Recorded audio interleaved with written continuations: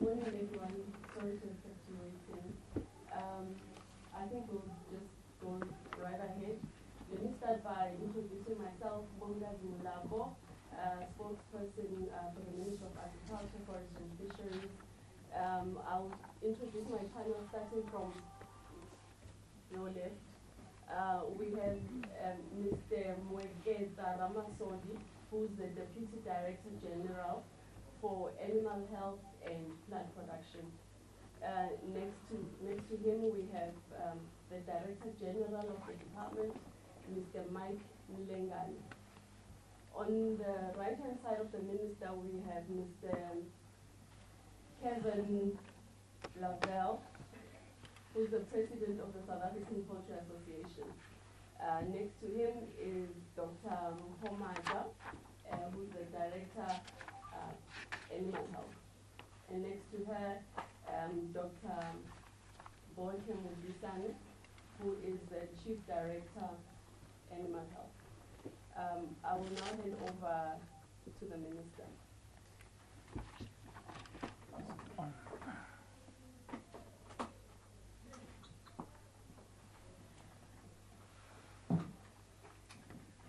Good morning. This is the statement that we would like to issue. The department alerted poultry owners about the imminent threat of avian influenza when Zimbabwe reported their first case at the end of May. The disease, which at that time had been reported in 14 countries, 2 of which were in Africa, had been confirmed in Zimbabwe, making it the 3rd country in Africa to be affected. Avian influenza is an influenza virus and is classified as either highly pathogenic or low pathogenic by the World Organization for African Health. The type that has been reported is highly pathogenic one and is extremely contagious. The department in its alert notification called for all chicken keepers to observe basic biosecurity measures in order to prevent contact with wild animals. This can be achieved in commercial farms by improving biosecurity and in free-range farms by simply removing feed and water from where it attracts wild birds. Despite the warnings, the disease still managed to get into our flocks. 2 cases, one in a broiler breeder farm in Villiers and another in an egg-laying farm in Standerton, were reported on since 22 of June. Both those farms are in the Mpumalanga province. There has been confusion with the location of one farm, which is near Villiers, as its closest town. I confirm that this farm is on the Mpumalanga side of the provincial boundary, and no cases have been reported so far in the Free State or in any other province. Our team of veterinarians have swiftly responded to this threat. We have placed the affected farms under quarantine, and the affected birds have been euthanized and the eggs destroyed. Approximately 260,000 birds have been culled. Section 19 of the Animal Disease Act gives the Director Animal Health the legal mandate to compensate for any animals or birds killed by the state pursuant to any disease control measure. The Director of Animal Health will consider each case on its merit. There has been several calls to permit vaccination against the disease. I have been advised by my team of experts that this will not be in the best interest of both the country and the producers. Vaccination of birds will create an endemic situation, affect surveillance efforts, and affect our export certification because all of our trade partners only want products from a country that is free of avian influenza, where vaccination is not permitted. In order to contain the disease, our team called for the ban on the sales of live chickens to manage the further spread.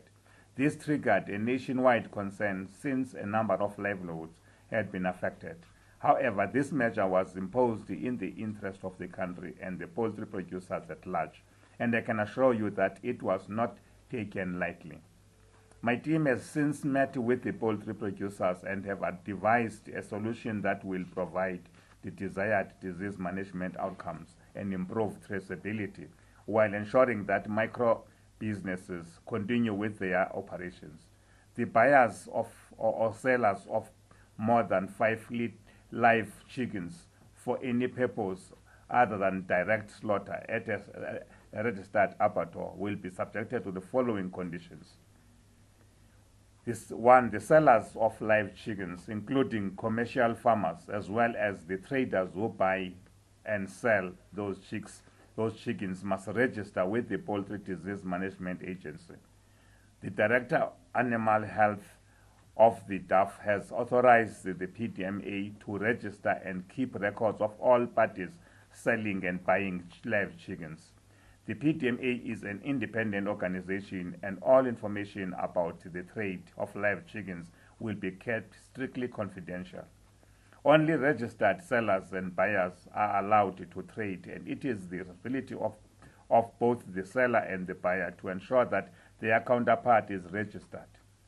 Farmers may only sell live chickens certified as healthy by a veterinarian or animal health technician. Traders may only sell healthy chickens and must keep records as prescribed. Sellers and buyers registered with the PDMA would have to sign an undertaking to adhere to required control measures. These conditions apply to sellers of live broiler chickens, live spent layer hens, live spent breeder birds, point-of-lay pullets, and any chickens that may fall into these categories. The conditions also apply to any buyers and traders who buy more than 5 live chickens that fall into the above categories. All stakeholders are implored to comply with the registration and other requirements that are designed to allow the trade of live chickens to continue without compromising animal health. Depending on the level of compliance that is achieved with these conditions, the Director of Animal Health will review future requirements for blanket bans. Registration forms of sellers and buyers are available on the DAF site www.daf.gov.za, PDMA www.poultrydisease.co.za. All these websites are available. We request almost cooperation of all affected parties in order to prevent further spread of the current outbreak and enhance the disease management efforts. The department wishes to reiterate that the type of virus we are dealing with does not affect people and has been confirmed by the World Health Organization and the World Organization for Animal Health. The meat that is on the shelves is safe to eat as it has gone through a process of meat inspection and certified fit for human consumption. A number of trade partners have suspended trade on raw meat, eggs, and live birds from South Africa. This is mainly because the South African veterinarians have to verify that the country is free of avian influenza, and since the 22nd June, they could not provide this certification. However, processed meat is considered safe for trade, and some countries will accept this. South Africa introduced the concept of compartments in line with the World Organization for Animal Health guidelines. Raw meat, eggs, and live birds originating from these compartments have been accepted by most trade partners. Our team is already in negotiations with these trade partners to accept our products from these registered compartments. Chicken owners, farmers, and the public should remain vigilant, and all cases of high mortalities in chicken and other birds should be reported to the nearest state veterinarian. I wish to thank the poultry producers for their cooperation and consistent engagement with the department. I also wish to thank my team for the swift response and their dedication. Thank you very much. Thank you, I think we'll take maybe 3 rounds of questions. You can take the first round now. Okay, Angelo Koppler from China Global Television. Minister, I might have been having a nap while you told us this. How long is the ban for sale of live chickens in place? And are you confident that you have enough admin staff to manage this register that's going to happen? I know it's not your direct responsibility, but is there enough admin people on the ground to manage the process? Thank you. Next question.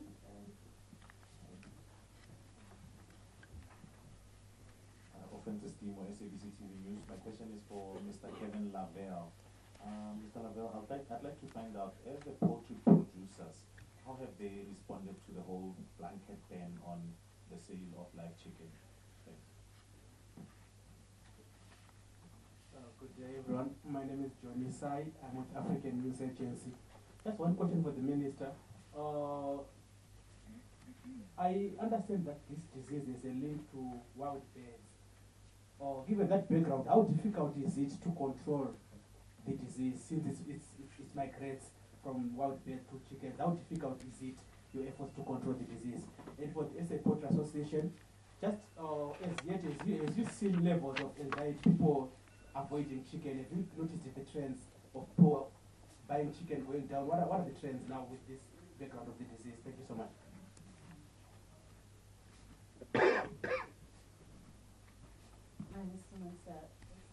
From Bloomberg. My question is with regards to the trade ban by certain partners that we partner with. Which countries specifically have banned the importation of South African chicken?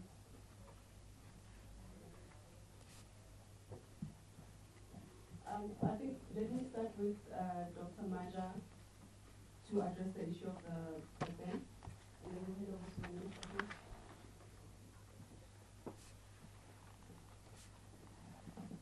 Good morning. As Minister has indicated in the briefing, the main concern is with regards to certification. We are required by trade partners to certify that the country is free of avian influenza, and particularly when we are exporting raw products and live birds and eggs. And that has become difficult subsequent to the 22nd of June when we reported the disease. So far, our neighboring countries have put a suspension to our raw products. Some of them have indicated that they will take product from the compartments, but they need results, recent results subsequent to the outbreak, that those compartments remain free of the disease. Processed product is still safe to be exported, and nobody has suspended that so far. Thanks. On the first question, how long will the ban last? The ban will last when we are convinced that all the processes have been done, we have done certification, and there are no further outbreak. As we are saying that the measures we have taken up now are to contain the disease so that it doesn't spread beyond the two farms.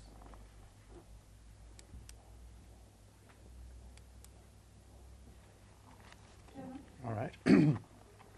First question, well, I'd like to just add something to what the Minister said. Sorry. We're on now. I'd like to just add something to what the Minister said. What we're doing cooperatively as a team, government and industry, with the plan to remove the ban on live sales is put the onus of action onto the producers. If the producers perform their tasks, and the quicker they perform them, the quicker that government will be able to act. It might sound like a harsh approach. When the US had their major outbreaks in 2014, 2015, they had 233 outbreaks. Only about 30 of those came from wild birds. The rest were all spread by people in one or another form. And that's the key thing behind the restriction on the sale of these live birds, because it tends to be long-lived birds that are more affected rather than short-lived birds. That was the first question. And how producers reacted to the ban on the sale of live birds? Well, obviously, producers and the traders, who tend to be small traders, are deeply affected by that. Hence the fact that we've engaged with government and we've cooperatively found a mechanism that we believe can both, as Minister said in his press statement, guard the interests of the broader industry in terms of disease spread, but still allow trade to continue once all the interested parties have actually done their homework and the admin. I was received with another question, which is, has there been any sign of market reaction? I've personally dealt with one of the major retailers, and some of the other members of the team have dealt with the other retailers, and so far we have not seen anything. What is interesting is that when this disease first became a problem within the Western world, that consumers did initially react negatively. And at the time that it became an issue in the Western world, the versions that were in China were harmful to people. In all the current outbreaks in Europe, and you might think that we're having a rough time with 2 outbreaks, but they've had more than 1,000 in the last season compared to our 2, and they've had over 1,600 in wild birds. There's been no negative consumer reaction, and because the World Health Organization, the European experience, the World Organization for Animal Health have determined that this particular virus in the form that it is now is not harmful to humans, there should be no reason for any consumers to not consume poultry meat and eggs. Normal cooking conditions obviously apply. I'd like to just add something to the trade issue to point out that DAF have allowed the system of compartment from the middle 2000s. In fact, South Africa is probably the world leader in the use of compartments for disease control in poultry, and many countries would like to copy the way that we do this. So we already have a mechanism which many other countries don't have, and this will allow us to get back into those markets sooner. DAF have also made a particularly gallant concession. They've said that those companies who wish to export who are not yet registered as compartments may apply to be registered as such, even though we're in a disease outbreak situation, which is a very positive gesture from DAF. Thank you. Thanks. The other question from John is to say that, yes, the spread is linked to wild birds. That's why we are saying that to range farms, the only thing they can do is to ensure that they remove any feed or water to attract wild birds. Because if there's no such a conduct, we believe that we can be able to create safety. But in commercial farmers, we say they should improve their biosecurity measures to ensure that that is avoided. That's why we believe that if we ensure that people are not made to panic, people don't spread false alarms. If there's a 5 mortality of chicks, it does not mean that it is this influenza. We need to confirm that through a process that will be done by the veterinarians to make sure that they have checked, they believe that it is. Up to now, we have got 2 farms. They are both in Mpumalanga. Thank you, Minister. Mr. Kharat from Farmers Weekly magazine. I just want to commend that on the speedy job that they did. Just 2 questions. One, what happens to the carcasses that are destroyed? And then it's obviously fairly easy to handle commercial farmers who are part of organized agriculture. Just on the informal market, I know you require them to register, but someone who sells 5 to 10 birds a week, how will they be? How will the message be taken to them? Thank you. Morning, Minister. Anton Meyer from Pretoria. I would just like to know, why did you have to destroy the eggs if they are safe for consumption? Tanisha Harder from Reuters. Minister, Mr. Lapa, can you possibly quantify how much we export and what percentage of that are that our neighbors have banned us? Thank you. Minister, maybe I can give Dr. Maja to address the first question on, and then we will give a kind of Thanks, Bonnie. The process that we have started looking at with regards to disposal of carcasses is that of composting. We have looked at other methods, such as dumping the chickens in hazardous waste dumps, which is not possible at the moment because of the limited numbers of those dump sites. We also looked at the possibility of burying the carcasses on site on affected farms. One of the farms that we have reported is very close to the Vaal River, and therefore it's going to contaminate, or rather the fear is that we are going to contaminate the Vaal River if we were to dig. We have engaged DEER. They are going to be assisting us with methods of disposing of carcasses. So the only one that's currently plausible that we are evaluating further is that of composting the material in the respective houses where these birds were, and within 21 days the virus will have been inactive and that material can then be distributed, either as fertilizer or whatever else compost is used for.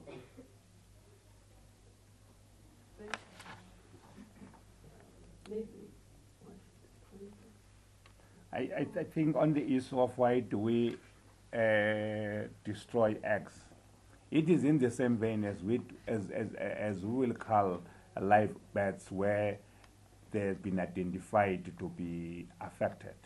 The aim is to ensure that we prevent and we protect the lives of those who buy, and guarantee that while there is no proof that people who consume this meat or anything may be affected, we don't want to take this. Once we identify an area to be affected, we quarantine that farm and ensure that the products thereof are dealt with in the manner that Dr. Maja have mentioned. This is to make sure that food safety is retained. But we believe that once we make people aware, even the question referred to how do you deal with informal sellers, I mean, we have been able as a country to this work with the industry to ensure that we spread the word and we work together and we get everybody on board. And even provinces we brought on board.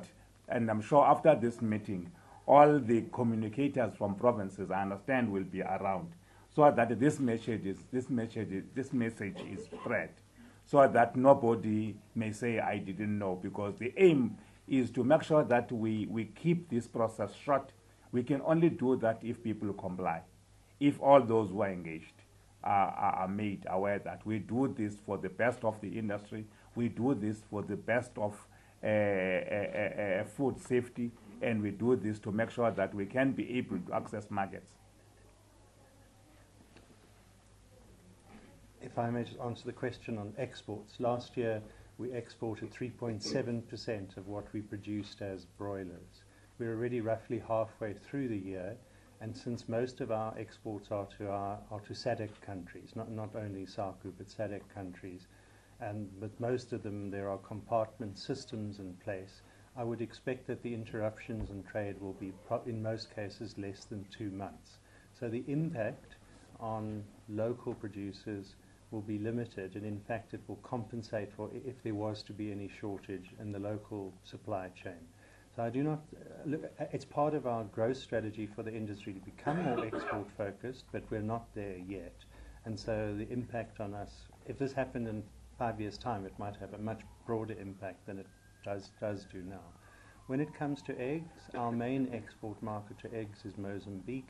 That is currently restricted.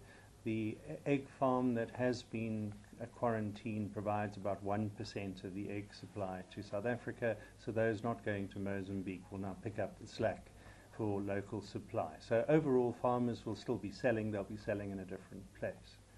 I want to say something about the small producers. The nature of this particular form of the disease, there are many forms of the disease, is that it preferentially attacks long-lived birds. Many of the small farmers are selling broiler chickens who are short-lived birds. So the risk profile for many of the small farmers is actually lower than it is for some of the larger farmers who are selling the spent hens and the point-of-lay pullets, which are much older birds.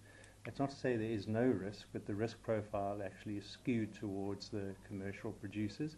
And in combination with the communication efforts that we're going to do, we as the industry and government, we're planning to put together pamphlets which will be circulated by all the provinces as well, in the hope that it gets as wide a reach as possible, and by that means reduce the risk of further spread. Thanks, Kevin. I've been very unfair towards Cape Town Let's take the first round of questions from Cape Town, please. We've got no questions in Cape Town. Thank you very much. Thanks. Okay, we'll take the last question and I might have been napping again there, sorry Minister. In terms of monitoring the local authorities' actions when it comes to the people selling those 5+ chickens, who's doing the liaison there? Who's going to enforce and monitor, for example, what's happening in JNPD or in Tshwane? And how do you manage that? What happens to the chickens that they confiscate? Is anybody managing that process?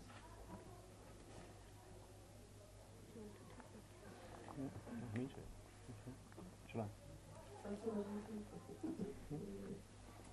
I'll hand over to Kevin just now. But as indicated earlier, the spent hens are mainly coming from the commercial farms. So that's the first point of control that we have instituted. And so far there shouldn't be any birds that are being confiscated. It's actually the first time that we hear that live birds are being confiscated out there. The reason we left the birds that are already out there is that they are already out there and they pose, I don't want to say little threat, but because the disease was not reported at the time when they left their respective houses, the risk was deemed to be acceptable. As part of our cooperative work, we're going to be looking at risk profiling the whole country in a different way using wild bird sampling. Before anyone jumps, we don't kill any birds, we actually do fecal sampling from their droppings early in the morning. We worked out a way to find out where the high risk parts, it's been done by some academics in the open water bodies of South Africa. We're busy fine-tuning the statistical model, and then we'll sample all around the country. This disease was brought to South Africa by migrating wild birds from Europe. Why did they bring it? Is because the intensity of the outbreak in Europe was so high that the viral load was enough to bring it in these birds all the way. They go to the Western Cape and then they do a U-turn and go back. They've all left, and there might be a few stragglers. So how did they leave it here? So once we've surveyed all the wild birds, we'll have a better idea where it is in the country. We'll also then be able to focus our risk management efforts to say there's a particular locus in this area of the Western Cape or this area of the central parts of the country, and we will then fine-tune some of these measures to ensure that where there's a higher risk, we put in more actions when there's a lower risk, which like in the Northern Cape, for example, there's likely to be a very low risk for a range of reasons, then we'll do less. I think that should deal with the risk adequately. I think, Minister, to close it off. Thanks. We would like to assure the country that we are doing all our best. Our veterinarians are interacting with different provinces, and we would advise all farmers that wherever there is a worry, don't pronounce it as avian flu before it has been certified for by people who are professionals. Yours is to report to us. We will do the rest. So we don't want to create a panic that this thing is all over. It is managed, and we believe that working with the industry and working with the farmers, we will be able, like we have done in a number of other problems or conditions in South Africa, to make sure that we put our shoulders behind the wheel, so that we be beyond this, we're able to have a lively and competitive chicken industry. And I think that this is a warning to us, Mr. Kevin, that transformation of the industry is key. We speak of small-scale farmers who may not be able to respond. And I think the answer must be that by 2 years, 3 years, we should not speak of a differentiated industry. We need one industry that represents all the people of South Africa. Thank you. Thank you very much. Thanks everyone for your time.